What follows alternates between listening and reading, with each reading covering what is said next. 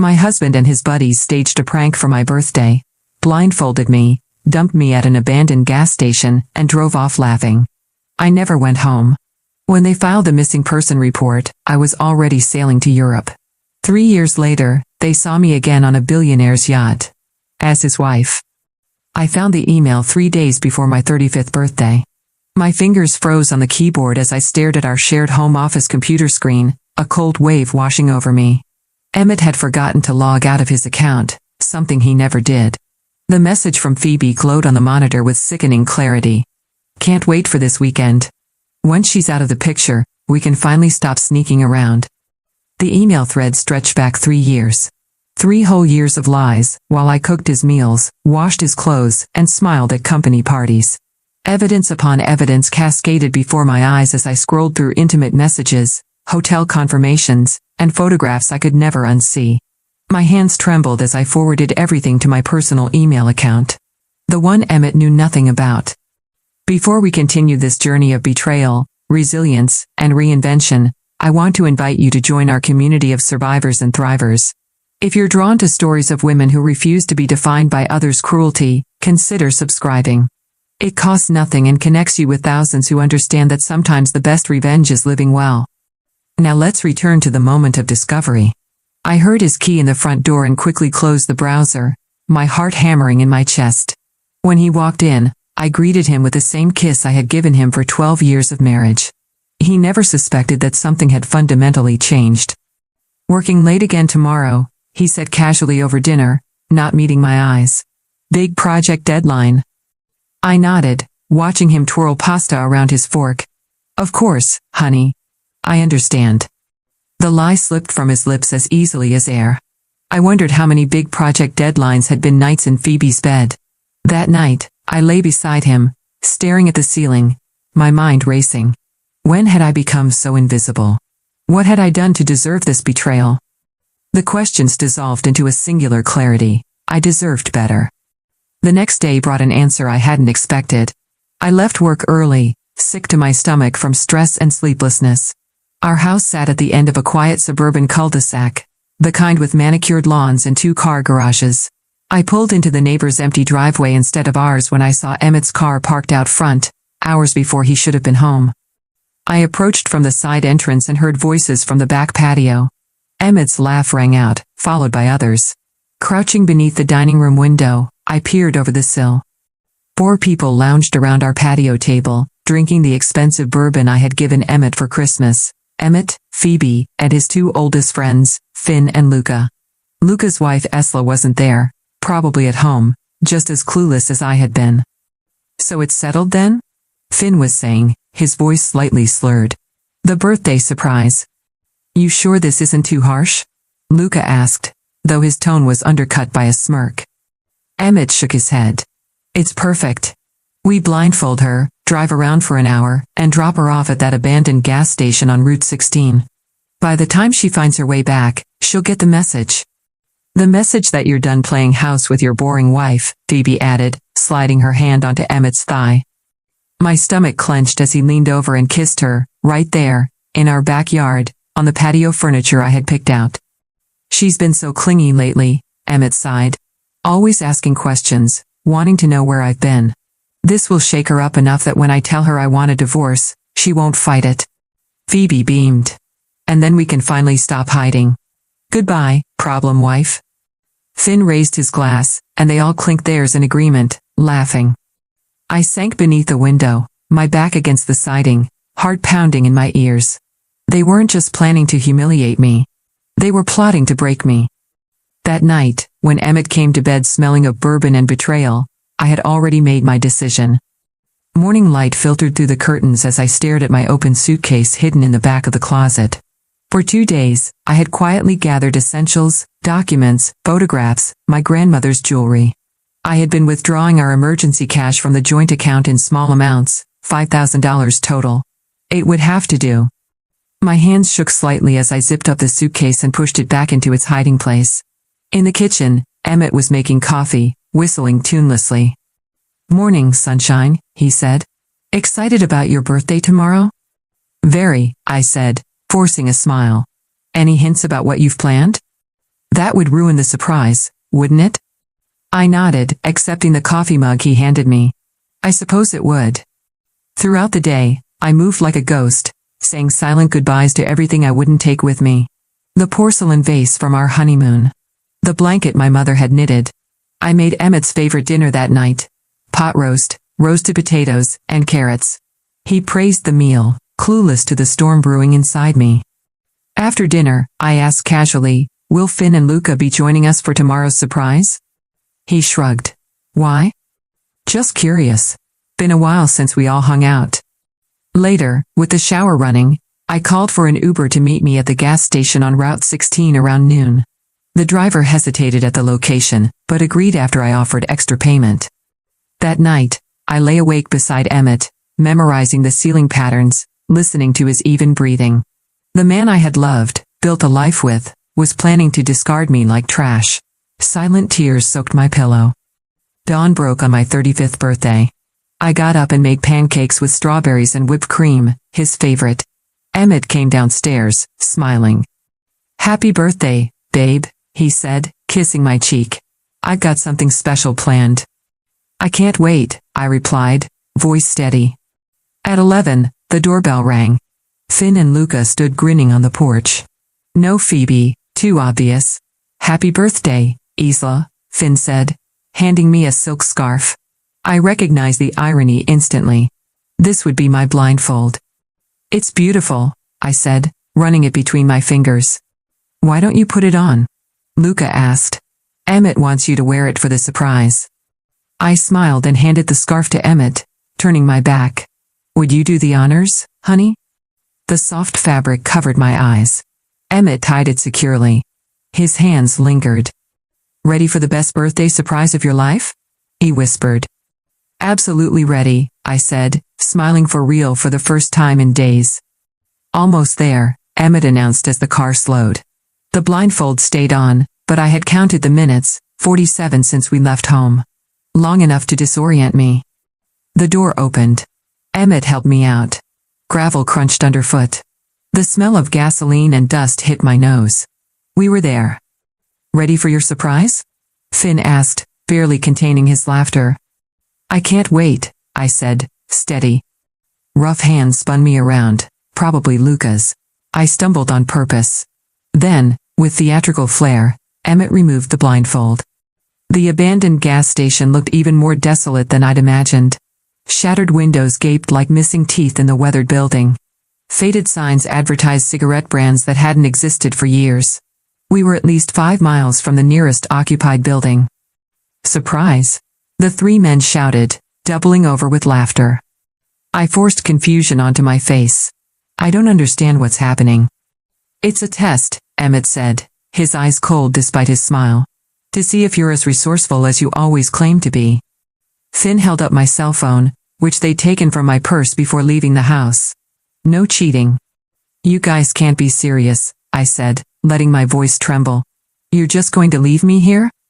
Don't worry, Luca chimed in. Someone drives by, eventually. The 3 of them backed toward the car, still laughing. I counted on what came next, their absolute confidence in my helplessness. Emmett, please, I called out, the perfect picture of desperation. Don't do this. It's my birthday. His hesitation was brief but noticeable, a flicker of something almost like guilt before Finn clapped him on the shoulder. The moment passed. Find your way home, Isla, Emmett called. We'll see you, whenever. The car door slammed. The engine roared to life.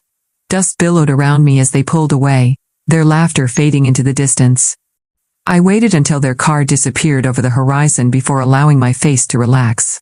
Then I checked my watch, 11:47 a.m. My Uber would arrive in 13 minutes. I walked to the back of the abandoned building where I'd be hidden from the road. There, I removed my right boot and pulled out the emergency cash roll I'd stashed, $800 to help fund my escape. I changed quickly out of my birthday outfit into jeans, a plain t-shirt, and a baseball cap I had hidden in my large purse. That morning, at precisely noon, a blue sedan pulled into the gas station. The driver looked around nervously before spotting me emerging from behind the building. Mrs. Reynolds? He called, using the fake name I'd given. That's me, I replied with a wave. Thanks for coming all the way out here. No problem, he said, though his furrowed brow suggested otherwise. Where to now? Marston Pawn, downtown. He nodded, and we pulled away from the gas station, away from the life I was leaving behind. Mr. Marston was in his 70s, with arthritic hands and kind eyes that had seen every form of desperation. His shop smelled of old wood and metal polish. What can I do for you today, miss? He asked as I approached the counter. I removed my grandmother's pearl necklace, my diamond engagement ring, my wedding band, and the emerald earrings Emmett had given me for our 10th anniversary. I placed them all on the glass counter. I need to know what these are worth, I said, my voice remarkably steady. Mr. Marston studied me over his half-moon glasses, seeing more than I wanted him to. Quietly, he began examining each piece. This is fine jewelry, he commented, holding the engagement ring to the light. Family heirlooms. Some of them, I admitted. He nodded, asking no further questions. After careful examination, he named a figure that was fair, more than fair, actually. I can offer you $7,000 for the lot, he said. Though I suspect they mean more to you than money. I swallowed hard. Not anymore. Something in my expression must have spoken volumes. Mr. Marston disappeared into the back room and returned with something unexpected, a small handgun. I don't normally do this, he said quietly, but a woman traveling alone should have protection. He pushed it gently across the counter. It's registered and legal. Consider it a discount on the jewelry. I stared at the weapon, then back at him. How did you know I was leaving? 30 years in this business, he replied with a sad smile. I know the look of someone who needs a fresh start. I accepted both the cash and the gun, tucking the latter deep into my purse. Thank you. He nodded once. Good luck, wherever you're going. The bus station hummed with afternoon activity as I purchased a ticket to New York City. The overnight bus would get me there by morning, enough time to make my international flight. I sat in the back corner of the waiting area, baseball cap pulled low, watching the entrance. Part of me still feared Emmett would figure out my plan, would come storming in to drag me home.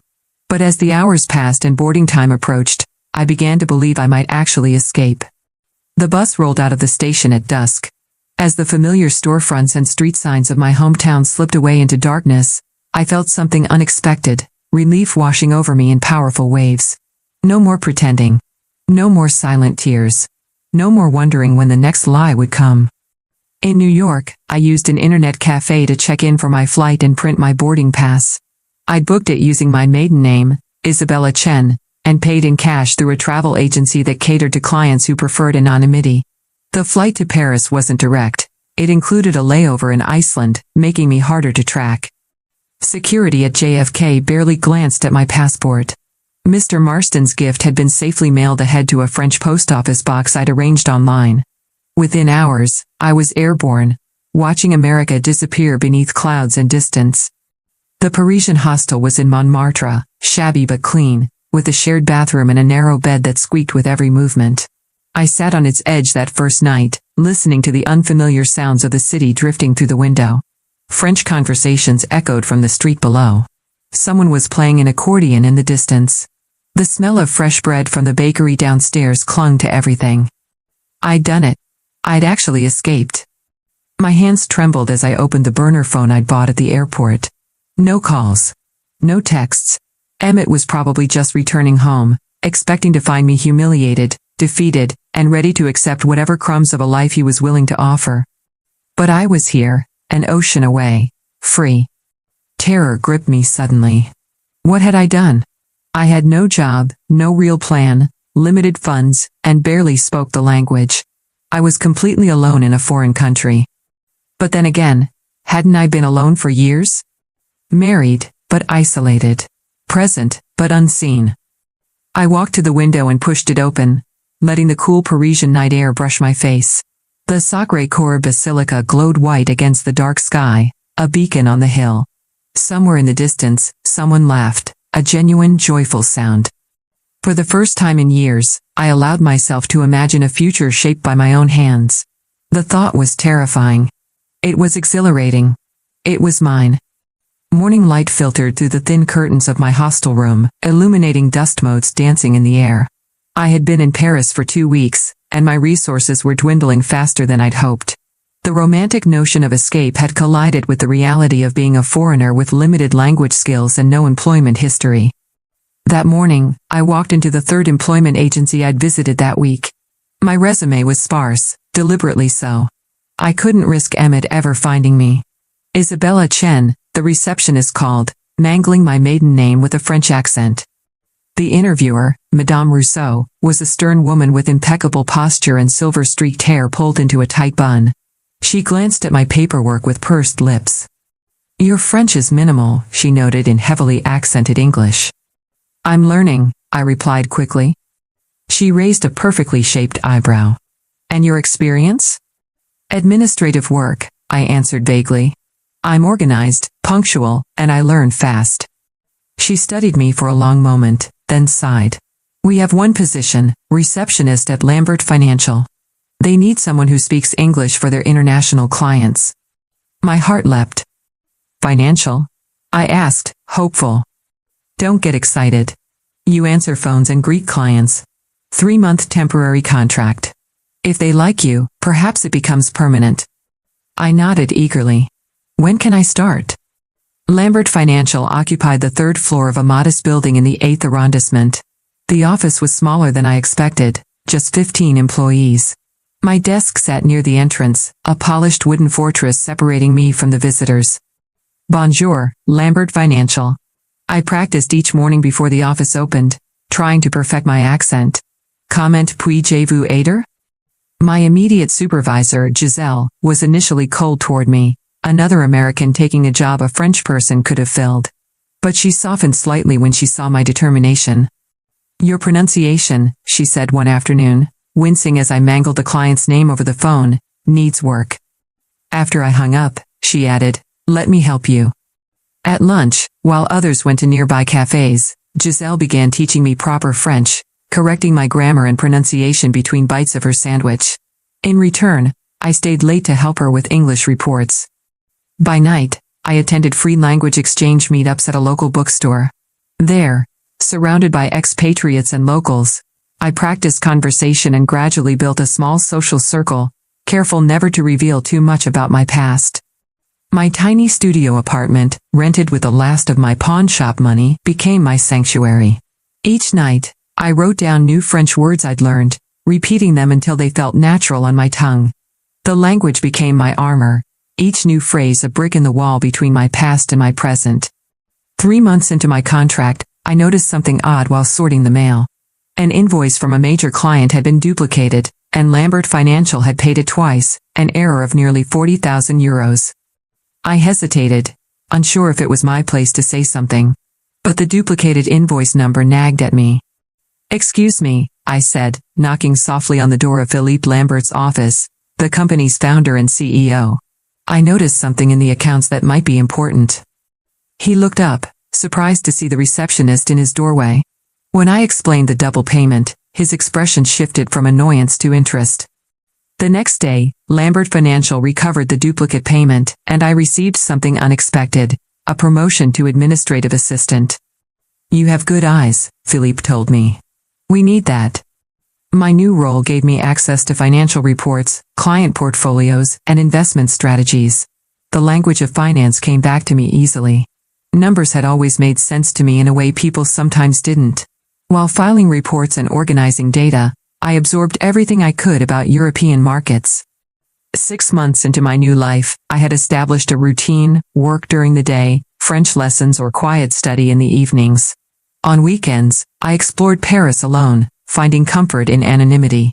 Occasionally, I woke from nightmares where Emmett found me, dragging me back to a life of humiliation. I'd bolt upright, heart racing, before remembering the ocean between us. One rainy Tuesday, I prepared the conference room for a client meeting.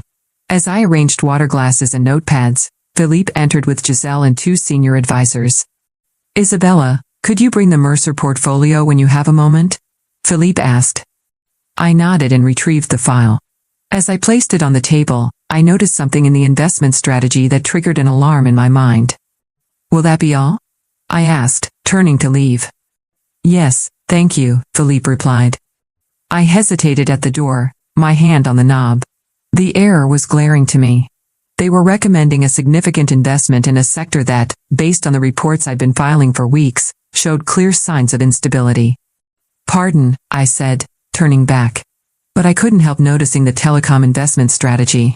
"There's a report from last week showing 3 major European telecom companies facing regulatory challenges. The timing might be problematic." The room fell silent. Administrative assistants didn't comment on investment strategy.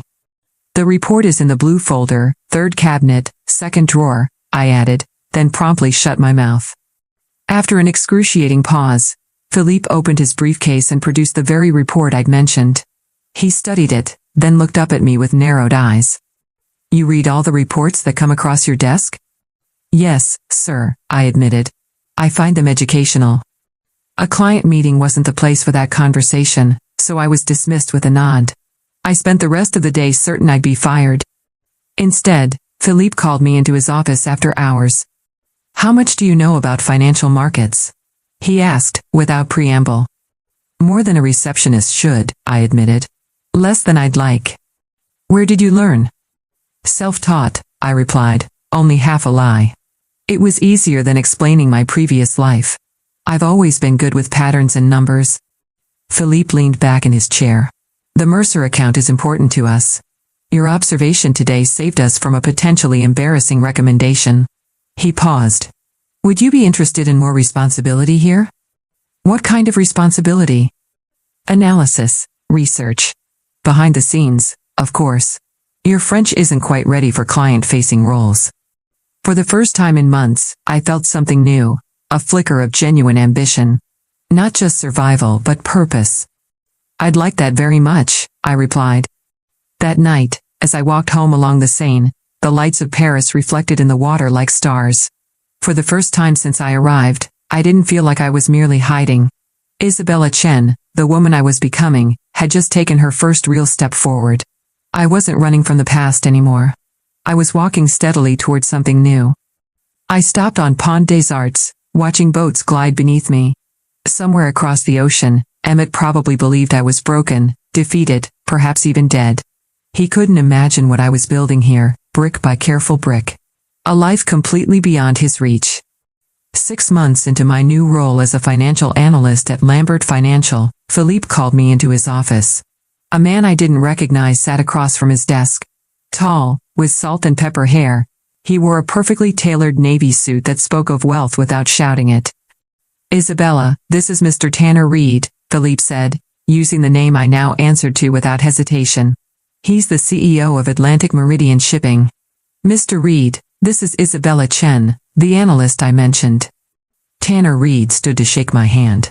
His grip was firm, his blue eyes assessing me with open curiosity. "Mr. Lambert tells me you have an unusual talent for spotting market trends," he said, his American accent unmistakable.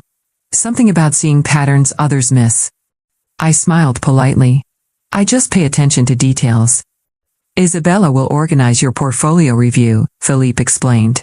"Atlantic Meridian is expanding its European operations, and they need our expertise on local investment opportunities." I nodded, accepting the assignment with professional detachment. It was the largest account I'd ever been given, a sign of Philippe's growing trust. As I turned to leave, Tanner Reed spoke again. "Mr. Lambert mentioned you're American as well." I tensed slightly. "Originally, yes.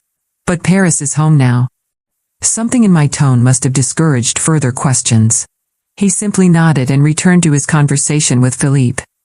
Atlantic Meridian's portfolio was massive, a sprawling network of shipping operations, property investments, and stock holdings.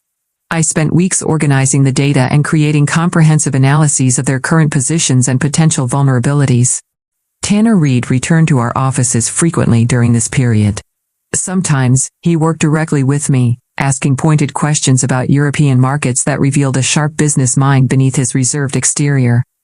"You flagged our Mediterranean port investments as high risk," he noted during one session, tapping the report I'd prepared. "Most analysts consider that region stable." "Most analysts aren't looking at the labor unrest in key ports," I replied. 3 major strikes in 8 months, with another likely before year's end.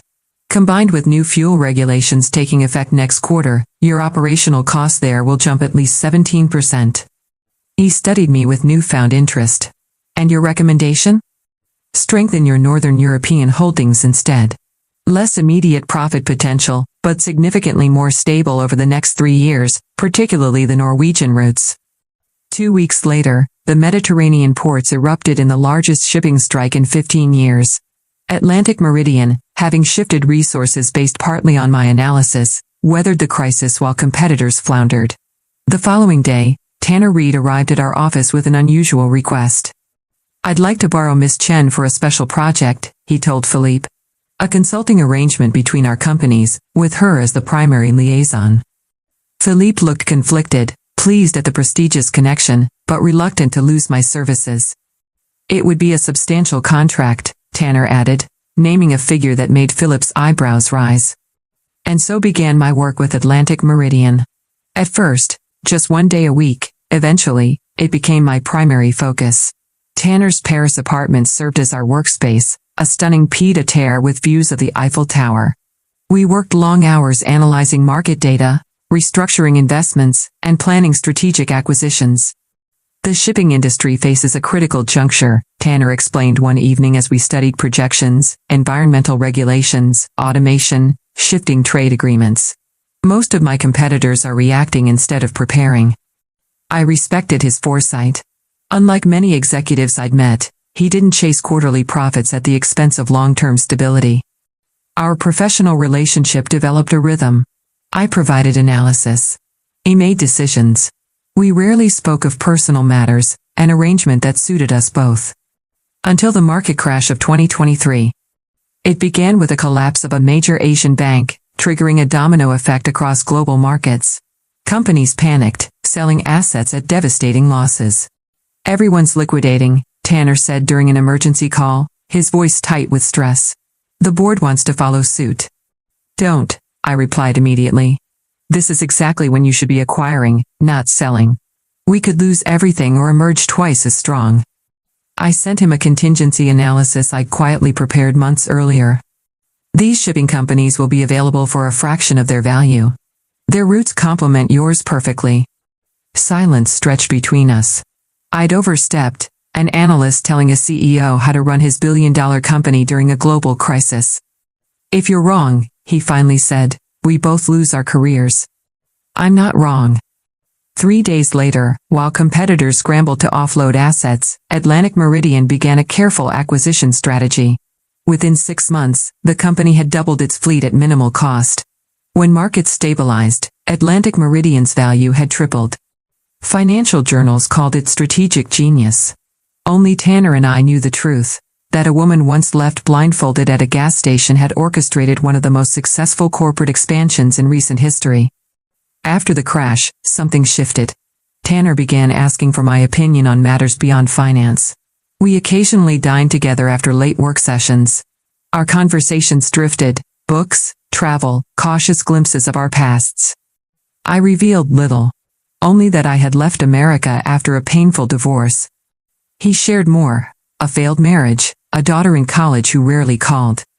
One evening, after a particularly successful acquisition, he opened a bottle of champagne. "To unlikely partnerships," he toasted. "To new beginnings," I countered. Our glasses clinked. His eyes lingered on mine. "Isabella," he said quietly, "I've come to value more than just your financial insights." I set down my glass. "Tanner, I work for you. Technically, you work for Lambert Financial. The distinction doesn't eliminate the complication." He respected my hesitation. The subject wasn't raised again for months, though something had undeniably changed. Until Tokyo. Atlantic Meridian hosted a global summit for shipping executives.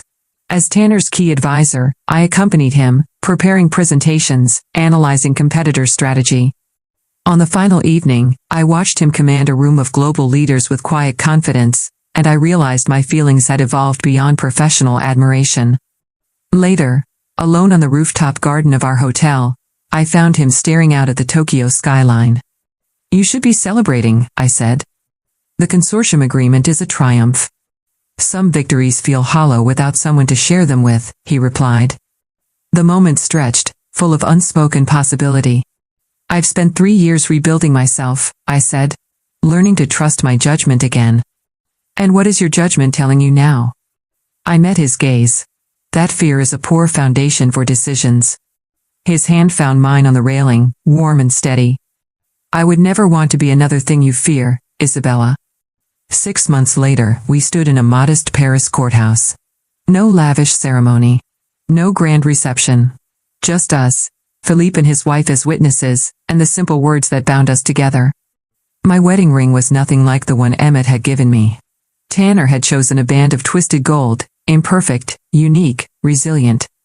The European financial press noted the marriage with curiosity, a shipping magnate marrying his financial advisor. The American media barely noticed. That evening, on our Paris balcony, Tanner wrapped his arms around me. Any regrets, Mrs. Reed? I leaned back into him, watching the lights shimmer. None. And you? Only that I didn't find you sooner. I smiled. We found each other exactly when we were meant to. 3 years into our marriage, Tanner and I split our time between Paris and New York. I consulted almost exclusively on his ventures, though I maintained my connection to Lambert Financial. We were reviewing acquisition targets in his home office overlooking Central Park when an email notification pinged. He scanned it and looked up with a curious expression. A mid-sized American construction firm seeking international investment. Reynolds Construction. My heart stopped. Emmett's family business. Are you okay? Tanner asked, noticing my stillness. I nodded slowly. Reynolds was my married name. Emmett Reynolds was my ex-husband. Tanner's eyebrows rose. The husband from the story? I nodded again. I haven't seen or spoken to him since the day I left. What does the email say? He turned the screen toward me. The company was overextended, desperate for capital, claiming vague overseas contracts. There probably aren't any real contracts, I said flatly. Emmett always talked big. Rarely delivered. I'll decline the meeting. I hesitated. Part of me wanted that, to let it die quietly. But another part, the woman I'd become, wanted closure. No, I said. Take the meeting. I want to be there. The day of the meeting, I dressed carefully, a tailored charcoal suit, pearl earrings from Tanner, hair in a sophisticated updo. I looked nothing like the woman Emmett left behind. Second thoughts? Tanner asked. No, just preparing. Remember, you hold all the power now. I know. At Atlantic Meridian's New York office, I sat with my back to the door as Emmett entered. I didn't look up until they were seated across from us, delivering their pitch. Only then did I lift my gaze. It took Emmett a moment. Then recognition dawned. Isla? He gasped. Isabella Reed, I corrected, calm and clear. Chief Strategic Advisor. Marcus Klein blinked. You two know each other? Emmett stammered. We have a prior acquaintance. How fascinating, Tanner said smoothly. Small world. We reviewed their proposal. I presented the weaknesses in their financials. You disappeared, Emmett blurted. We thought you were dead. How unfortunate for you, I replied evenly. That must have been distressing. 3 years. Not a word. And yet, here I am. When the meeting concluded, Tanner left us alone briefly. Emmett looked at me. Why? I considered all the clever retorts. But I told the truth. Because you left me blindfolded at an abandoned gas station. Because I overheard you and Phoebe planning to shake me up. Because I deserved better. It was. Don't. I cut him off. Don't try to minimize it. Don't pretend it was harmless. He swallowed hard. So that's it? That's it, I said. I'm not here for revenge. I just wanted to see you one last time. And feel nothing. You're just someone else's wife now? I'm my own person first. I stood. As for your funding, Atlantic Meridian will pass.